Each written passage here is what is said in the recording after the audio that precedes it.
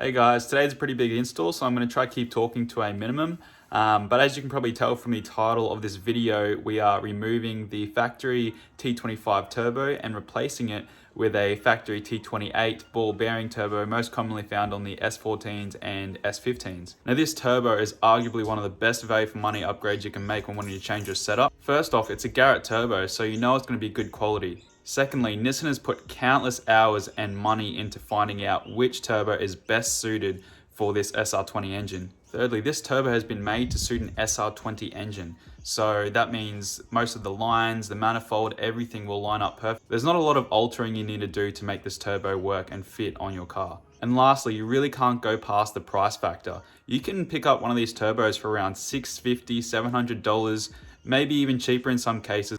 Okay guys, so what you see in front of you is everything you'll need to do this conversion the right way. I'll get to all that stuff over there in a second, but first I want to address the elephant in the room and do a quick comparison between these two turbos. You can see on the left that the T28 ball bearing turbo of the S15 is substantially bigger than the T25 turbo of the S13s and the 180sx. Now you might not know this yet, but the biggest difference between these two turbos isn't actually the size. It's the bearings used inside these turbos which sets them apart. Now on the T25s you have what's called a journal bearing, and these bearings are very stiff and you can barely spin them by hand. For example, this here is me trying to spin it. Now it does turn, some may not. And this is normal for a journal bearing turbo. Don't think that it's seized, it's just a journal bearing inside. This ball bearing S15 turbo on the other hand spins a lot more freely, allowing it to spool up a lot faster, thus being a lot more responsive. For example, this here is me spinning the wheel with minimal effort. Now the biggest mistake that people make when doing this conversion, and I cannot stress this enough, is that people forget about the oil feed line. The journal bearing turbos, they need a lot more oil to lubricate the wheel so it can spin a lot more freely to match the ball bearing turbo. Whereas the ball bearing turbos, they actually need a restrictor in the oil feed line to limit the amount of oil that gets to the turbo to lubricate the wheel.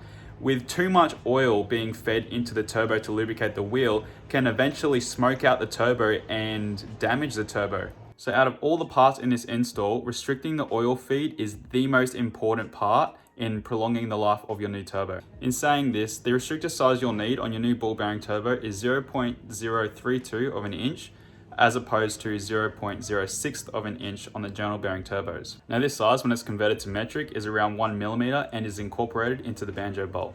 Okay, moving on to all the parts that's going to make the magic happen. First off, you've got some braided lines. I would highly recommend these.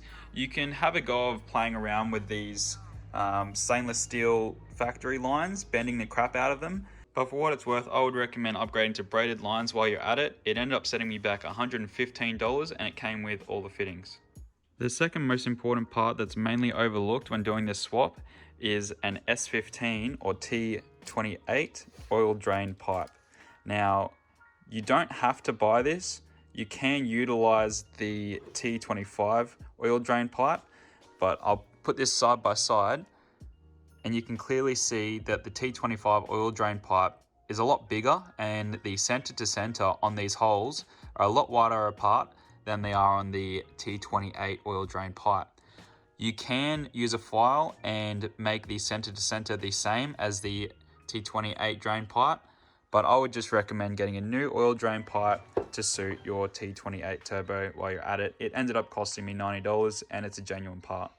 Last but definitely not least, thirdly, you'll want to replace all gaskets where there is new metal to metal surface contact. For example, I've got a new exhaust manifold gasket, picked it up for $30. New turbo compressor housing inlet and outlet gaskets that set me back $10. And a new oil drain gasket that sent me back $5. So all up, you're looking at around $250 for all the supporting parts to this conversion. I bought these three parts here from EFI Solutions and I bought these here from Cartel Oz. I'll put those websites in the description down below for you. So with all that out of the way, let's jump straight into assembling as many parts as we can on this new turbo before we go installing it on the engine.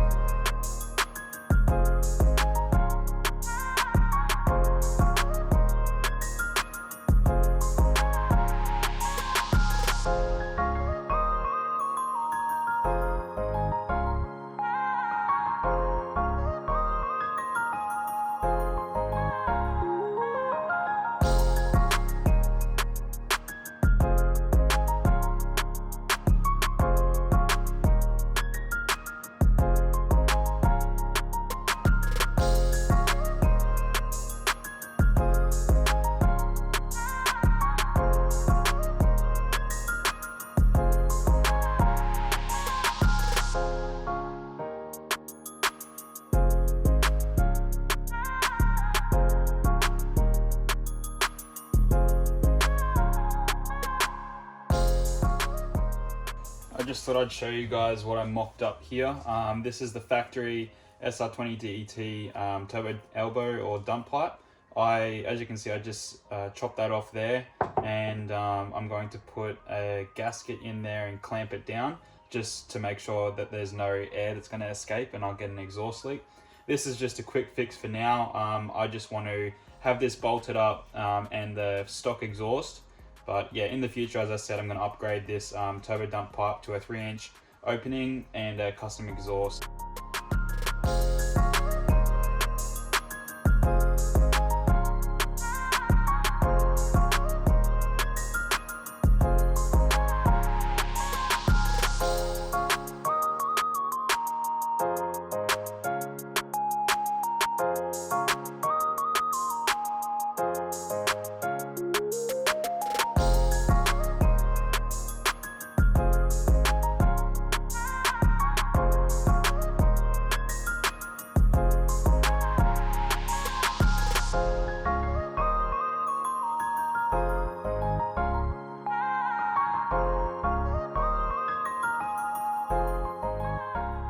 So we're all ready to go. One thing you'll find if you have a black top like mine from a 180sx or S13, this is the one of the coolant lines, and it kind of goes into a rubber hose there and then connects to the back of the head or the block. I'm not too sure where, but it can be kind of a pain to have to take this out and to replace it with a braided line. Whereas I'm just going to keep it and utilize it. It's perfectly fine. You don't need to bend it or modify it. It goes straight back into the same place it was on the T25. So you can keep that, that's fine. Then down here is your oil feed, where your oil feed banjo bolt will go. And then this one up here is your coolant.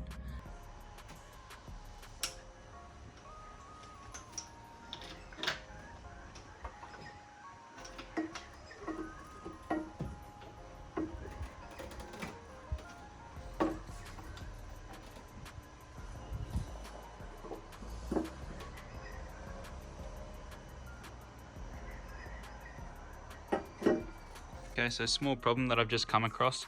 This drain pipe here that leads to the catch can is interfering with my S15 manifold. So what I'm gonna have to do is use this trusty tool here, and I don't want to, but I wanna cut that off there, and I'm just gonna have to run some piping up here and underneath to the oil catch can.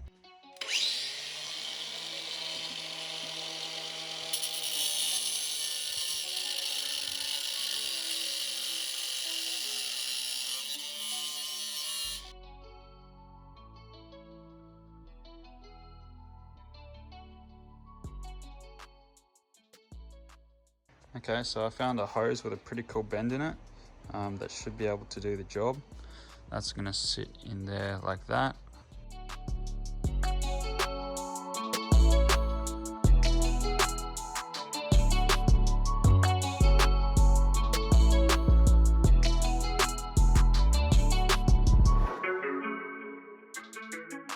I think that turned out pretty well. That pipe tucks away well just behind that manifold there now and close to the block. And yeah, just got to put a clamp on the other end of that and it should be good. Okay, so after doing all that cutting with that oil drain tube to allow for this bung here at the end of the exhaust manifold, I've come across two new problems thanks to this S15 exhaust manifold. One being the turbo elbow dump pipe is too close to the gearbox, so it's actually touching the gearbox. With that being said, it's not allowing the exhaust manifold to really bolt up to the head and sit properly. Two, the turbo is actually so close to touching that engine mount. I'll see if I can get a better camera angle. Okay, so that there is the underside of the turbo. You can see that it's probably 10 mil away from that engine mount, and by the time the exhaust manifold bolts up nicely and sits flush, that'll be even closer. And here's the turbo elbow dump pipe. You can see it's clearly touching the gearbox, preventing that exhaust manifold from bolting up nicely. So we're gonna have to do something about that. After some measuring, I found out that the problem is this S15 exhaust manifold. The exhaust manifold on the S15s are a lot skinnier and sit the turbo in closer to the head, as opposed to the S13 and 180sx manifolds. They come out a lot further and sit closer to the strut tower. The difference is only about 20 mil, but then again, that 20 mil would obviously free up the turbo elbow dump pipe and the turbo from being that close to the engine mount.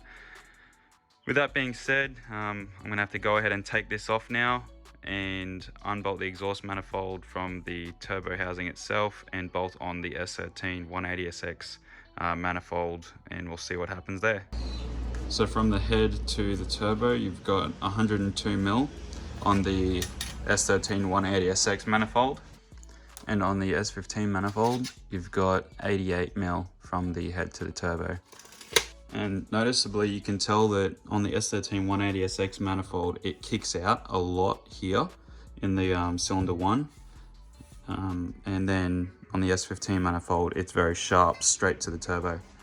Also too, obviously you've got this bung pipe. I'm not too sure exactly what that's for, and on the S13 180sx you obviously don't have that there, which is the reason why I didn't have to go cutting into that oil drain pipe. Also too, if we look at it from this angle, you can tell that the S13 180sx manifold has a lot more angle to it, which should kick that turbo away from the engine and work in our favor, whereas the S15 manifold is a lot more vertical, straight up and down, which would hug the turbo closer to the engine. Another thing that I will mention, if you can, take this coolant line off and attach it to the turbo before you put the turbo on the engine. The reason being is this end of the coolant line is connected to a hose that runs behind the back of the head, and it's held on by a clamp. Now, putting a clamp around a pipe is a lot easier than trying to fiddle around and put a bolt, a banjo bolt through that hole and onto the turbo.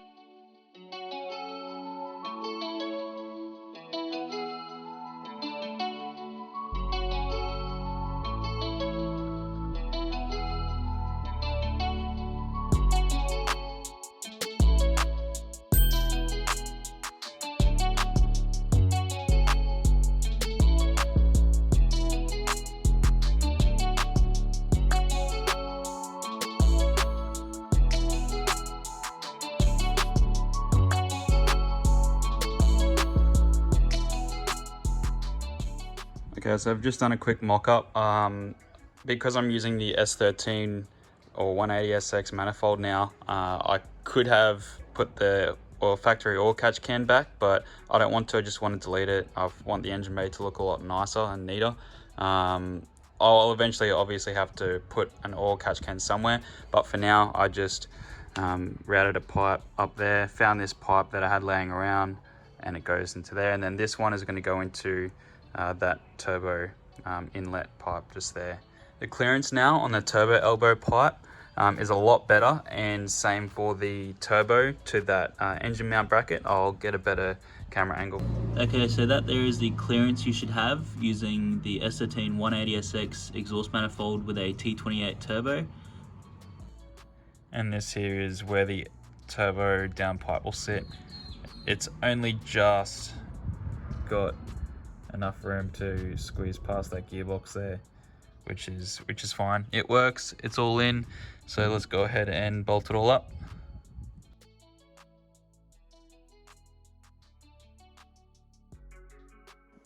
Okay, so the oil feed line is the lower one, and that one's all hooked up, and the coolant line is the upper one, and that's all hooked up as well. Okay, S15 oil drain tube is on and the pipe is all clamped up.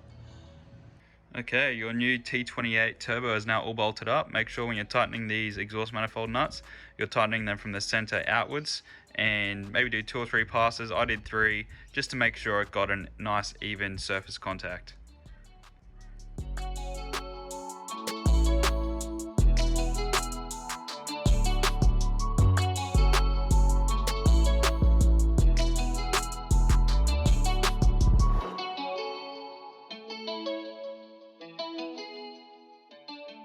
So really quickly, just to recap, make sure you have the correct oil feed restrictor size, which is around 1mm. If you are going to do the swap, see if you can get your hands on an S13 or 180sx exhaust manifold, makes things a hell of a lot easier. You won't have to go cutting into that oil catch can drain pipe like I did.